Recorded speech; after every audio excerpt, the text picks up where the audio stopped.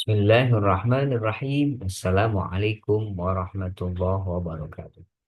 Hamdan wa syukran lillah wassalatu wassalamu ala rasulillah sayyidina Muhammad ibn Abdullah amma ba'd.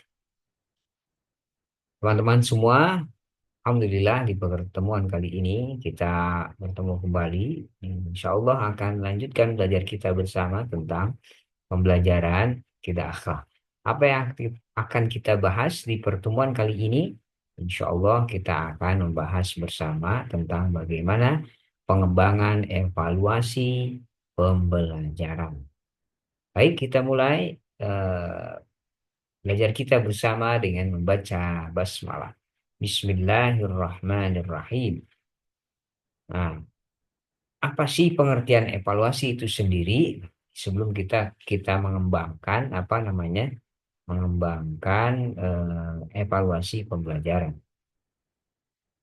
Evaluasi sendiri itu merupakan sebuah proses yang dilakukan di dalam sebuah pembelajaran untuk mengetahui bagaimana hasil dari pembelajaran itu sendiri berhasil atau tidak. Maka dilakukanlah evaluasi. Kalau secara etimologi dalam bahasa Inggris itu disebut dengan evaluation. Dalam bahasa Arab disebut dengan at-taqdir. Dalam bahasa Indonesia disebut dengan penilaian. Nah, kalau secara etimologi atau secara terminologi, maaf ya, secara istilah, evaluasi pembelajaran ini, ada evaluasi ini adalah kegiatan identifikasi untuk melihat apakah suatu program ini yang direncanakan itu telah tercapai atau belum, berharga atau tidak, dan dapat pula untuk melihat bagaimana tingkat efisiensi dari pelaksanaan. Bagaimana kalau dikaitkan dengan pembelajaran? Maka pengertiannya adalah kalau dikaitkan dengan pembelajaran, evaluasi pembelajaran itu adalah suatu proses yang sistematis dan berkelanjutan untuk menentukan bagaimana kualitas. Di dalamnya ada nilai dan arti dari sebuah pembelajaran. Itu berdasarkan pertimbangan dan kriteria tertentu dalam rangka pembuatan keputusan. Ujung-ujungnya nanti akhirnya itu evaluasi ini berfungsi untuk membuat keputusan. Dari evaluasi ini diputuskan. Ini bagaimana kalau dalam pembelajaran naik kelas atau tidak kan? Gitu. Naik kelas atau tidak, remedial atau tidak. Itu evaluasi dalam pembelajaran. Prosesnya sistematis, berkelanjutan, jadi untuk menentukan kualitas. Dia bagaimana sudah mencapai kualitas yang distandarkan atau belum. Kalau belum, bagaimana nanti pembuatan keputusannya? Kalau sudah pun bagaimana? Itu pengertian evaluasi secara sederhana. Nah, selanjutnya ada mirip-mirip kemiripan istilah-istilah di dalam evaluasi. Ada evaluasi, ada pengukuran, ada penilaian, ada juga tes.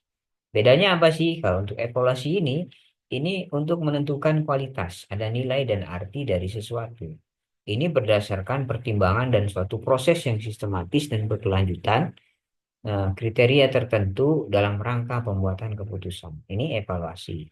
Kalau pengukuran, kalau pengukuran itu pemberian angka atau usaha memperoleh deskripsi numerik. Ini biasanya dengan angka-angka kalau pengukuran. Dari suatu tingkatan di mana seorang peserta didik telah mencapai karakteristik tertentu. Nah, kemudian kalau penilaian, penilaian itu penerapan berbagai cara dan penerapan berbagai alat penilaian untuk memperoleh informasi tentang sejauh mana proses penilaian atau tercapaian kompetensi peserta didik. Kalau tes itu alat pengumpulan data yang dirancang secara khusus. Kekhususan tes dapat terlihat dari konstruksinya. Ada butir soal yang dipergunakan, alat pengumpul datanya, ini bisa menggunakan pertanyaan dan lain sebagainya. Inilah perbedaan dari evaluasi ini. Nah, kalau evaluasi itu menentukan kualitasnya. Bisa jadi di dalam proses evaluasi itu dilakukan pengukuran, juga dilakukan penilaian, dilakukan juga tes. Bisa jadi eh, apa namanya, evaluasi ini mencakup kesemuanya ini. Pengukuran, penilaian, tes. Kalau evaluasi itu lebih ujungnya ini ya, nanti untuk pembuatan keputusan, pengambil keputusan.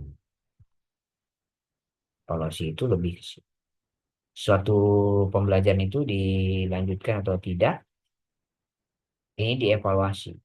Kalau ini hanya mengukur saja, kalau pengukuran, penilaian juga hanya menilai saja.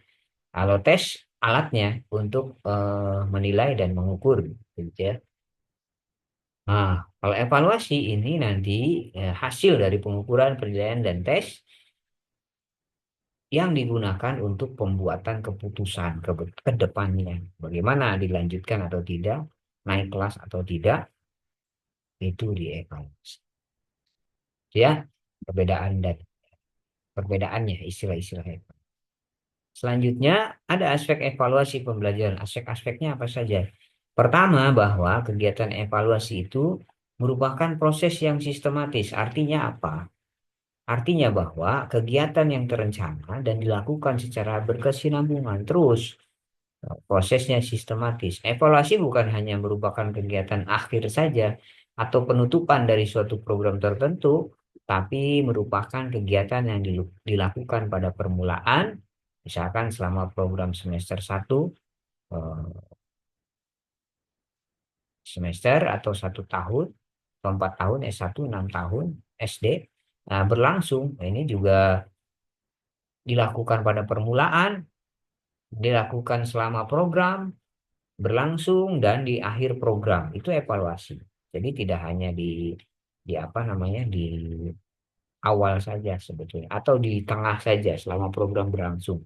Evaluasi juga terjadi di akhir program untuk mengevaluasi program selanjutnya itu dilanjutkan atau tidak program yang terjadi. Nah, yang kedua, aspek evaluasi pembelajaran itu, kegiatan evaluasi ini diperlukan berbagai informasi atau data yang menyangkut objek yang sedang dievaluasi. Di dalam kegiatan pengajaran, data yang dimaksud ini mungkin berupa perilaku siswa, penampilan siswa selama mengikuti pelajaran, hasil ulangan atau tugas-tugas pekerjaan rumah, nilai ujian akhir, catur ulang, nilai mid semester. Ini ya, kalau dulu masih pakai catur ulang atau nilai sumaktif ya, nilai ujian akhir semester dan sebagainya. Yang ketiga, aspek evaluasi pembelajaran itu bahwa kegiatan evaluasi ini khususnya evaluasi pengajaran tidak dapat dilepaskan dari tujuan-tujuan pengajaran yang hendak dicapai. Pasti evaluasi ini harus dikaitkan dengan tujuan yang ingin dicapai. Tuh. Setiap kegiatan penilaian itu memerlukan satu kriteria tertentu sebagai acuan dalam menentukan batas ketercapaian objek yang di. Adapun tujuan pengajaran ini merupakan kriteria pokok dalam penilaian. Tanpa menentukan dan merumuskan tujuan-tujuan terlebih dahulu, maka tidak mungkin menilai sejauh mana pencapaian hasil belajar siswa. Maka harus ada dikaitkan dengan evaluasi ini, kegiatan evaluasi ini dengan tujuan-tujuan pengajaran yang hendak dicapai. Inilah tiga aspek evaluasi dalam pembelajaran. Pertama, eh, kegiatan evaluasi itu merupakan proses yang sistematis terjadi sebelum bisa ya. Nah, ketika program pada permulaan, mohon maaf ya, pada permulaan selama program berlangsung dan ketika akhir program itu bisa. Yang kedua, evaluasi ini diperlukan berbagai informasi atau data yang menyangkut objek yang sedang dievaluasi. Dievaluasi itu berdasarkan data-data yang ada. Bisa dari sikap, bisa dari nilai, ya, dari tes-tes gitu. Yang ketiga, bahwa evaluasi ini itu tidak lepas, bisa lepas dari tujuan-tujuan yang ingin dicapai. Nah, itu. Ini aspek evaluasi pembelajaran. Selanjutnya, ada syarat evaluasi pembelajaran. Dari evaluasi pembelajaran ini akan memenuhi syarat apabila telah memenuhi beberapa syarat berikut. Pertama, dia harus ada nilai validitas. Artinya bahwa ketika kita ingin mengevaluasi sesuatu, maka harus ada ketepatan. Apa yang hendak diukurnya? Yang hendak diukurnya apa? Apakah sikapnya atau apanya? Itu ada validitasnya. Ini biasanya disesuaikan dengan tujuan pembelajaran yang ingin dicapai. Ah, yang kedua ada reliabilitas. Reliabilitas ini ketetapan hasil. Ketetapan hasil maksudnya bagaimana? Ketika suatu apa namanya instrumen evaluasi ingin dievaluasi dalam satu kelas gitu ya, maka akan sama ketetapan hasilnya bisa digunakan di kelas lain. Itu artinya reliable. Si instrumen itu bisa digunakan tidak hanya dalam kelas itu, tapi bisa digunakan dalam kelas lain. Contoh yang reliabilitas, kalau dulu ada ujian nasional misalkan ya, soal-soalnya itu ya bisa digunakan tidak hanya dalam satu sekolah itu, bisa digunakan di sekolah yang lain. Kenapa demikian? Karena dia reliable, dia tetap hasilnya. Artinya semua sekolah mendapatkan apa namanya pelajaran yang akan diujikan itu. Yang ketiga ada objektivitas tanpa adanya interpretasi subjektivitas. Jangan sampai kita mengevaluasi siswa karena dia misalkan saudara kita maka kita beri nilai yang bagus walaupun misalkan kemampuannya kurang. Itu berarti subjektif, tidak objektif. Yang ketiga ini evaluasi itu syaratnya harus objektif, sesuai dengan kemampuan siswa. Yang keempat, efisiensi. Artinya evaluasi ini harus hemat waktu dan tenaga. Cari instrumen yang bisa waktunya hemat dan tenaga pun tidak terlalu banyak dikeluarkan. Yang kelima, praktis. Artinya praktis digunakan, tidak apa namanya ribet gitu ya. Yang enam ada kontinuitas. Artinya evaluasi ini terjadi berkesinambungan untuk mengetahui perkembangan pembelajaran peserta didik, untuk mengetahui perkembangan kompetensi peserta didik. Yang tadinya belum bisa kemudian setelah dievaluasi sudah bisa berkembang menjadi ya mulai bisa sedikit. Nanti dievaluasi lagi, wah mulai bisa lebih baik lagi, lebih baik lagi, lebih baik lagi. Nah, itulah kenapa harus continue agar kita tahu perubahannya. Yang ke selanjutnya ada komprehensif. Syarat evaluasi itu harus komprehensif, artinya menyeluruh, bahkan berkaitan dengan sikap nilai. Bagaimana tidak hanya pengetahuan saja, sisi-sisi akhlak, sisi-sisi nilai pun, sisi-sisi ya sikap juga bisa, harus dinilai. Itu secara komprehensif. Yang terakhir ada akuntabilitas. Artinya bertanggung jawab terhadap apa yang dievaluasi.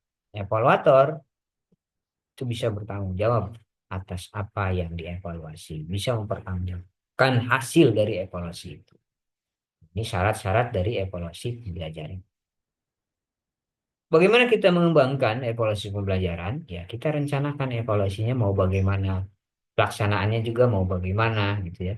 Nah, setelah pelaksanaannya nanti harus dimonitoring pelaksanaan evaluasi itu. Dimonitoring itu dipantau. Nah, itu ya. Nah, kita rencanakan dulu evaluasinya mau seperti apa, menggunakan instrumen apa. Nah, dengan tadi mempertimbangkan syarat-syarat evaluasi, kemudian kita laksanakan evaluasinya, kita monitoring pelaksanaan evaluasi itu, kita olah dasarnya. eh, Setelah kita olah datanya, kemudian kita laporkan hasilnya. Nah, nanti kita gunakan hasil evaluasi itu untuk apa? Untuk memperbaiki yang sebelumnya yang masih kurang, atau ya untuk penggunaan hasil evaluasi ini bisa untuk bahan-bahan yang lain, bisa pelaporan dan lain-lain. Ini penggunaan hasil evaluasi. Kalau dalam pembelajaran ini bentuknya rapot, pelaporan hasil evaluasi. Nah, dari rapot ini orang tua nanti bisa mengetahui eh, apa yang kurang. Si anak juga bisa mengetahui pelajaran apa yang kurang, yang harus ditingkatkan di semester selanjutnya. Nah, ini di penggunaan hasil evaluasi. Ini prosedur pengembangannya. Selanjutnya, nah kita bahas satu persatu gitu ya. Di dalam perencanaan evaluasi, kita bisa analisis kebutuhan. Artinya apa di analisis kebutuhan ini? Identifikasi kebutuhan dan skala prioritas yang eh, pemecahannya. Mana nih yang lebih urgent di dalam evaluasi ini? Kita analisis kebutuhannya. Dalam perencanaan, kemudian kita tentukan tujuan penilaiannya. Penilaiannya ada 4 kemungkinan tujuan penilaian ini. Ada penilaian formatif untuk memperbaiki kinerja atau proses pembelajaran. Ada juga penilaian sumatif untuk menentukan keberhasilan peserta didik. Yang ketiga ada penilaian diagnostik, yaitu untuk mengidentifikasi kesulitan belajar, gitu ya. Tujuan penilaiannya ada banyak, gitu ya. Peserta didik dalam proses pembelajarannya, ada juga yang keempat penilaian penempatan, yaitu untuk menempatkan posisi peserta didik sesuai dengan kemampuannya. Setelah kita tentukan tujuan penilaian, yang ketiga kita identifikasi kompetensi dan hasil belajar. Bagaimana kita mengidentifikasi kompetensi yang akan diuji itu sesuai dengan standar kompetensi. Kompetensi dasar, hasil belajar, dan indikator yang terbagi dalam 3 domain. Itu kognitifnya kah, afektifnya kah, atau psikomotoriknya. Ini masuk kemana? Yang mau dievaluasi yang mana gitu ya. Kalau secara komprehensif berarti semuanya. Setelah kita identifikasi kompetensi dan hasil belajar yang ingin dicapai, yang ingin diuji, kemudian kita menyusun kisi-kisi. Berisi di sana ada kompetensi inti yang ingin dicapai, indikator soalnya bagaimana, dan nomor soal. Kemudian kita mengembangkan draft. Penjabaran indikator menjadi pertanyaan. Jadi dari indikator soal itu kita jabarkan ke dalam draft. Kita buat pertanyaan-pertanyaan dari indikator soal itu. Contoh misalkan tentang materi akidah ya, iman kepada Allah. Nah, iman kepada Allah itu kompetensi intinya apa? Dia memahami rukun iman misalkan jangan rukun iman ya. Nah, berarti kompetensi intinya apa? Dia memahami rukun iman. Indikator soalnya berarti di situ kan pengertian iman misalnya. Pengertian rukun iman. Ada berapa rukun iman itu di indikator soalnya. Indikator soalnya misalkan. Nah, dari indikator itu kita jabarkan jadi pertanyaan-pertanyaan. Apa misalnya yang dimaksud dengan iman? Atau jabarkan juga kita misalkan ada berapa rukun iman itu dikembangkan berapa. Kemudian kita uji coba dan analisis soal. Setelah kita membuat pertanyaan, soal itu kita analisis secara empiris. Tadi validitas soalnya bagaimana, keterbacaan soal, tingkat kesukaran soal, bentuk jawabannya, daya pembeda soal, pengaruh kulturnya juga bagaimana dengan analisis rasional, ya. Nah, itu kita uji coba dan analisis soalnya. Selanjutnya, di perencanaan ini kita revisi dan merakit soal. Revisi apabila ada soal-soal yang mayoritas anak-anak tidak bisa menjawab. Nah, itu kita revisi. Apa kesulitannya? Ini di perencanaan. Yang kedua di pelaksanaan, kita bisa menggunakan dengan tes tulis, dengan tes lisan, atau tes tindakan. Itu bisa. Atau dengan non-tes, kita observasi bagaimana perilaku si anak, atau dengan kuesioner atau wawancara. Nah, itu bisa juga dengan studi kasus, juga bisa kita evaluasi. Yang ketiga, monitoring. Monitoring ini relevansi pelaksanaan evaluasi dengan perencanaan evaluasi. Pelaksanaannya sesuai enggak dengan eh, yang kita rencanakan dalam evaluasi. Kita monitoring itu. Hal apa saja yang terjadi selama pelaksanaan evaluasi? Kita catat, itu. Kita laporkan dan analisis faktor-faktor penyebabnya. Nanti dievaluasi di akhir, kita cari jalan keluarnya. Ini di monitoring pelaksanaan evaluasi. Yang keempat, kita olah datanya, diskorkan. Misalkan kalau apa namanya bentuknya pertanyaan kita skor satu soal skornya berapa gitu ya. Nah, untuk men-skor ini kita berikan angka yang diberikan tiga jenis alat bantu, yaitu kunci jawaban, kunci scoring, dan pedoman konversi. Soalnya 20, misalkan ya. Eh, Satu nomornya berapa skornya? Kita scoring itu. Kemudian konversikan ke angka berapa yang sesuai dengan apa yang standar yang berlaku. Nah, di pengolahan data ini kita mengubah skor mentah menjadi skor standar dengan norma tertentu. Tadi ditambahkan dengan apa? Dengan sikapnya, dengan lembar observasi, kita bisa tambahkan. Nah, kemudian kita konversi skor standar atau dengan kehadiran, dia selalu hadir gitu. Kak, nilai kehadirannya bagus, berapa persen. Kita ubah skor mentah itu menjadi skor standar dengan norma tertentu. Tambahkan, maksudnya bukan tambahkan ya, eh, diubah kita skor mentahnya. Dari hasil uji soal, pengerjaan soal, tambahkan dengan nilai kehadiran ketika belajar. Tuh. Nah, dari situ kita konversi lah. Selanjutnya kita konversi skor standar itu ke dalam nilai, Pak. Nah, berupa huruf atau angka. Yang terakhir, lakukan analisis soal jika diperlukan. Ada nggak soal yang susah, yang mayoritas anak-anak tidak bisa menjawab? Nah, kita em, cari tahu validitas dan realitas soalnya, tingkat kesukaran soalnya, dan daya pembedanya. Ya, agar nanti kita bisa evaluasi untuk pembelajaran selanjutnya. Nah, penafsiran data ini bisa menjadi dua, ada data kelompok atau data individual. Data kelompok ini nilai rata-rata kelas misalkan ya, atau individual ya, nilai rata-rata individu. Itu bisa kita kita apa namanya, tafsirkan datanya menjadi dua. Selanjutnya setelah pengolahan data, kita dilaporkan hasil evaluasi itu.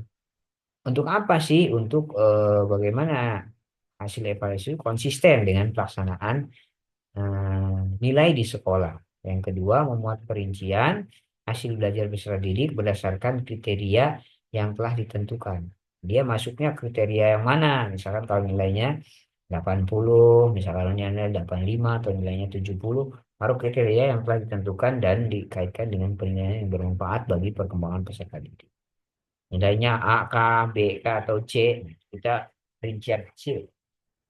Yang A itu bagaimana, sudah sangat baik atau yang B baik, yang C masih cukup atau kurang. Misalkan begitu.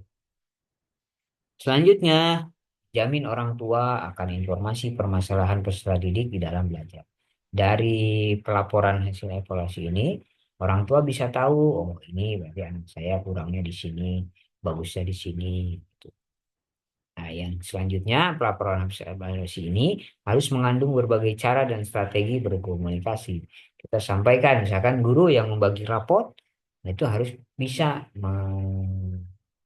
strategi komunikasi yang tepat. Ketika ada anak yang misalkan nilainya kurang dalam pelajaran tertentu, kita bisa sampaikan dengan baik. Dan kita ya, kalau bisa cari apa namanya, kelemahan, bukan kelemahan ya, faktor penghambat apa yang menyebabkan anak tersebut kurang dalam pelajaran itu. Kita komunikasikan dengan baik dengan orang tua, cari jalan solusi untuk perbaikan bersama.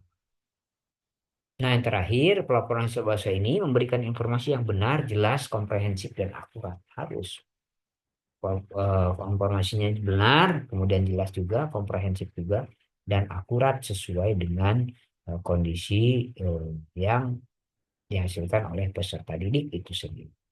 Itulah pelaporan hasil evaluasi. Nah, penggunaannya untuk apa hasil evaluasi ini? Tadi laporan pertanggungjawaban bisa, hmm, lapor pertanggungjawaban ke sekolah. Ini hasil loh, hasil belajar siswa atau untuk seleksi juga bisa. Nah, nanti diseleksi. Oh ini nilainya yang bagus siapa? Kita seleksi untuk ikut lomba atau untuk promosi juga bisa. Oh ini bagus nih, promosikan untuk menjadi apa? Atau untuk diagnosis. Diagnosis itu ya mendiagnosa gitu ya, mendiagnosa apa kekurangannya, kelebihannya. Ini mendiagnosis. gaya belajar apa. Nah, selanjutnya juga memprediksi masa depan peserta didik. Artinya dengan evaluasi pembelajaran ini, hasil evaluasi ini yang dilakukan secara komprehensif, kita bisa mengetahui nih prediksi masa depan peserta didik. Wah, ini misalkan dia bagus dalam komunikasinya, maka prediksi nanti diprediksikan dia di tahun depan akan menjadi misalkan ketua OSIS dan lain sebagainya. Atau diprediksi nanti untuk pelajaran-pelajaran selanjutnya dia akan juga mudah dalam belajar. Itu, ini penggunaan hasil evaluasi. Nah, itulah teman-teman pembahasan kita pada pertemuan kali ini tentang bagaimana pengembangan evaluasi pembelajaran. Mudah-mudahan bermanfaat dan kita bisa mengevaluasi pembelajaran peserta didik dengan sebaik-baiknya sehingga kita menjadi guru-guru yang eh, profesional. Kita tutup bersama dengan membaca hamdalah. Alhamdulillahirabbil alamin dan doa kifaratul majlis. Subhanakallahumma wa bihamdika asyhadu an la ilaha illa anta astaghfiruka wa atubu ilaik. Terima kasih, mohon maaf atas kesalahan. Assalamualaikum warahmatullahi wabarakatuh.